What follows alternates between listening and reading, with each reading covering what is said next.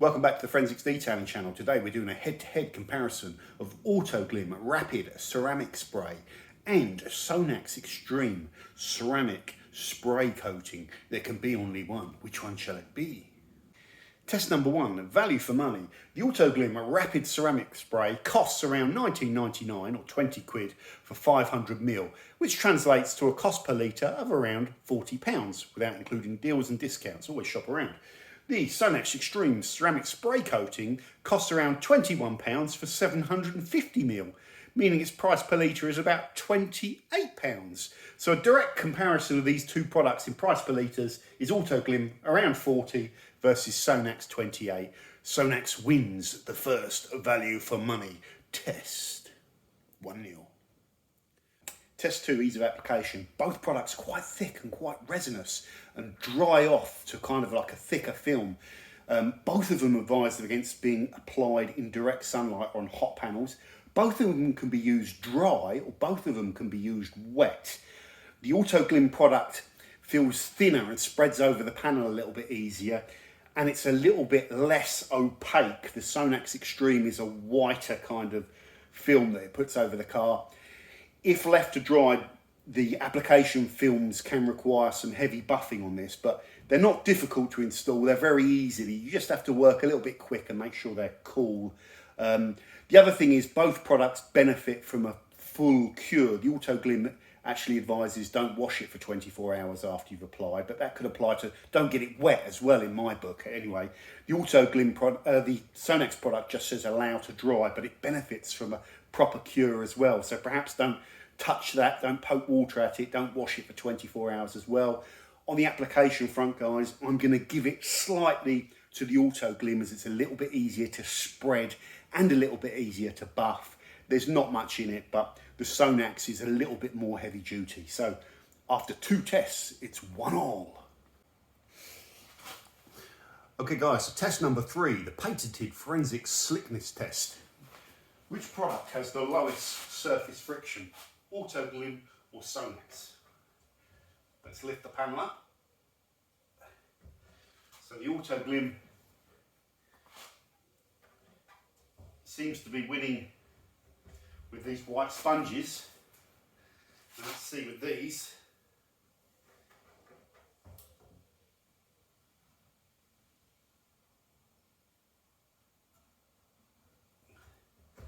We'll swap them over.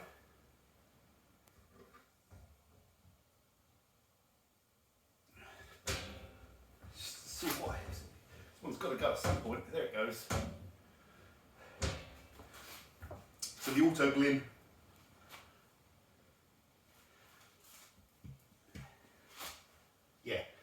to me, the Autoglym feels slicker and has lower friction to both of these pads. So the Autoglym wins the slickness test. Next up, gloss testing. So let's clear all the batches, all the data off this thing. And let's do 4 readings on each side. Starting with the Autoglym.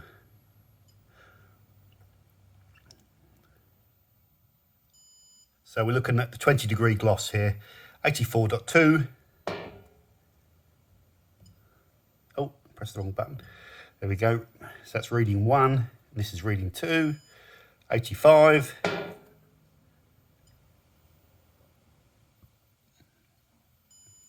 84.4. And we'll do this as the last one. 84.6, and we go to stat. So our average gloss is 84.5. 84.5 for the Autoglym. Okay, we clear this off. Delete all batches. Dug. We go over to the Sonax and we do 4 readings. 1. 83.7. 2. 83.7. Nope, what did I press then? 3. 83.2.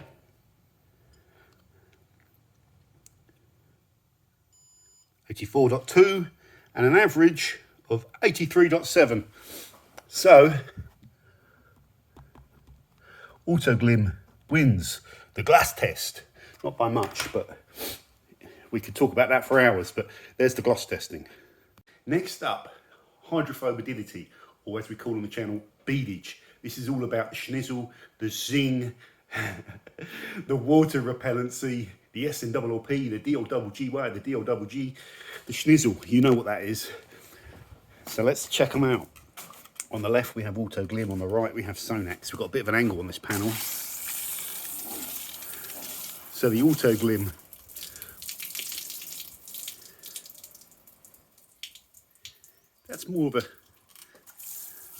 that's definitely more of a sheeting action, isn't it? Well, don't worry, we'll put some beads on it in a second. This just gives us an idea of the hydrophobicity. This, on the other hand, that has the schnizzle. You can see that the water doesn't want to stick to it. So definite difference there in beadage. But let's just do one clever thing. Let's up the pressure first. You can see with higher pressure, you can see the beading coming through on the Autoglym product. It's there.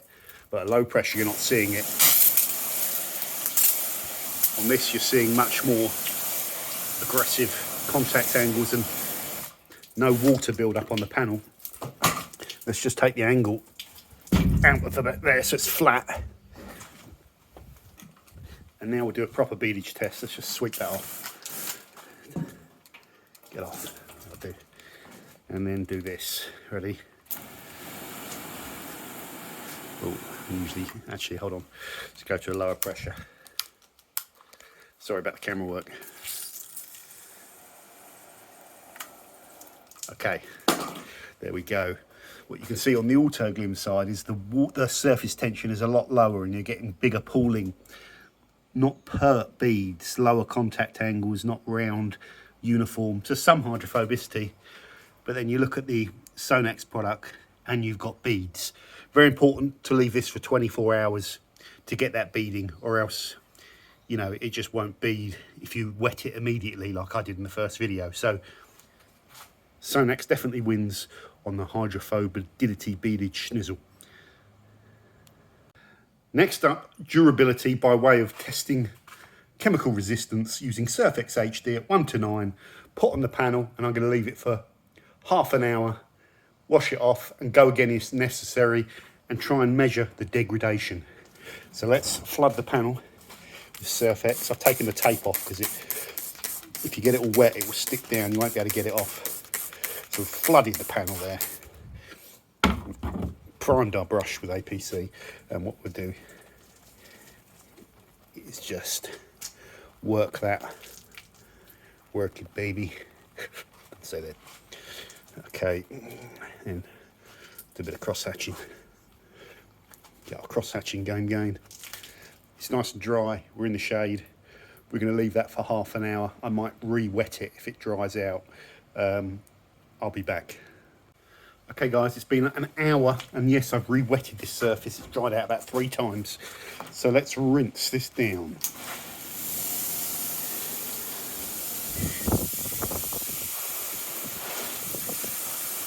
We'll give it a buff as well, don't worry. Wow, that's really interesting, isn't it? Look at that. Wow. I didn't expect that. Let's get a clean microfiber towel. Let's just wipe this down.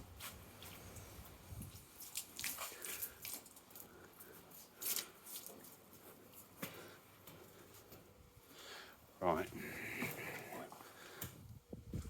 Let's just rinse one more time.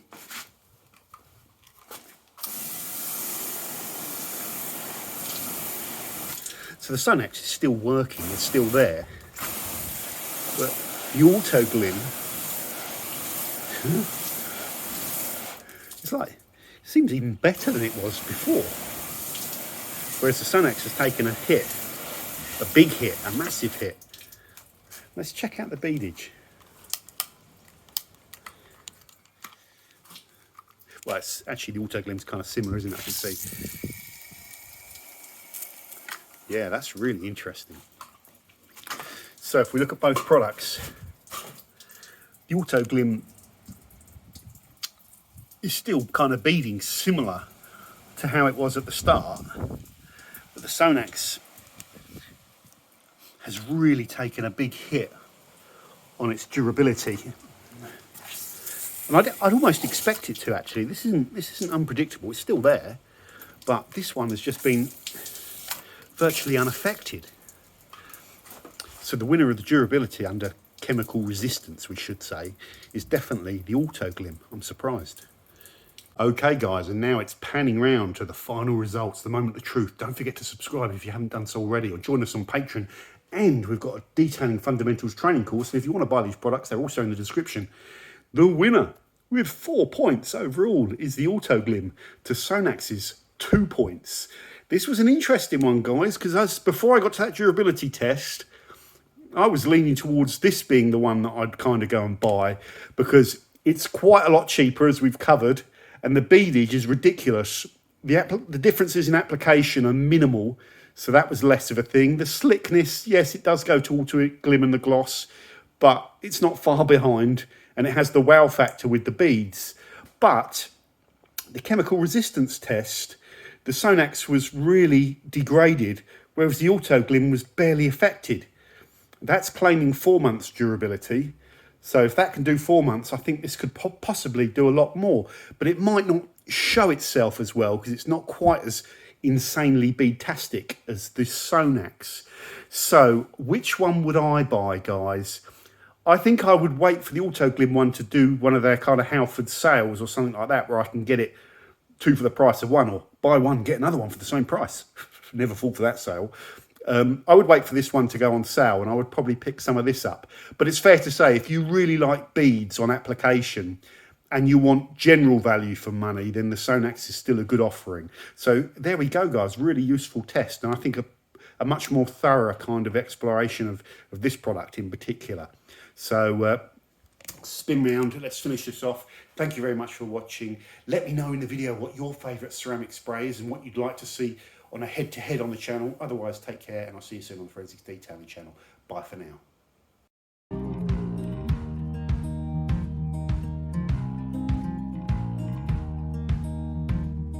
Holding on to what I knew, but the moment's gone. Where was I when